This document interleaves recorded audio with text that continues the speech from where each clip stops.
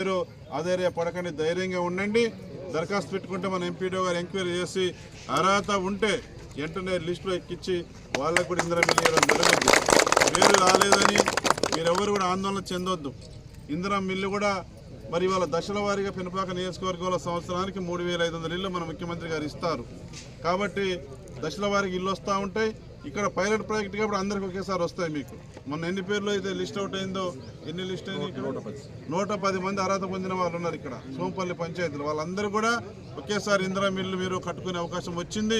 మీరందరూ కూడా ఇల్లు వెంటనే నిర్మాణాన్ని ఆపకుండా ఒక మంచి మేస్త్రిని మాట్లాడుకొని ఇల్లు నిర్మాణం త్వరగా పూర్తి చేసుకొని మీ సొంత ఇంటికాలు ఏదైతే ఉందో, మొన్నటిదాకా గుడిసెల్లో ఉన్నవాళ్ళు మరి ఇవాళ చలికాలంలో వణుకుతూ మరి వర్షాకాలంలో తడుస్తూ ఇంటి పైన కప్పు గాలిదుమ్ములోకి వెళ్ళిపోయి నానా ఇబ్బందులు కష్టాలు పడ్డారు రెక్కల మీద బతికే పేదలు. అటువంటి వాళ్ళకి నీడనివ్వాలని చెప్పేసి ఇవాళ ఇందిరమ్మ పథకాన్ని తీసుకొచ్చారు మన రాష్ట్ర ప్రభుత్వం, మన ముఖ్యమంత్రి గారు. మరి ఇవాళ పేదవాళ్లకు, అట్టడుగున ఉన్నటువంటి పేదవాళ్లకు అందరికీ ఇందిరా మిల్లు కట్టించాలని పథకానికి శ్రీకారం చుట్టినటువంటి మన ముఖ్యమంత్రి రేవంత్ రెడ్డి గారికి, మన కేబినెట్ మంత్రులందరూ కూడా నేను మీ తరఫున, నా తరఫున, మన పెనుపాక నియోజకవర్గం తరఫున అభినందనలు, ధన్యవాదాలు తెలియజేస్తూ అందరికీ నమస్కారం. Thank you.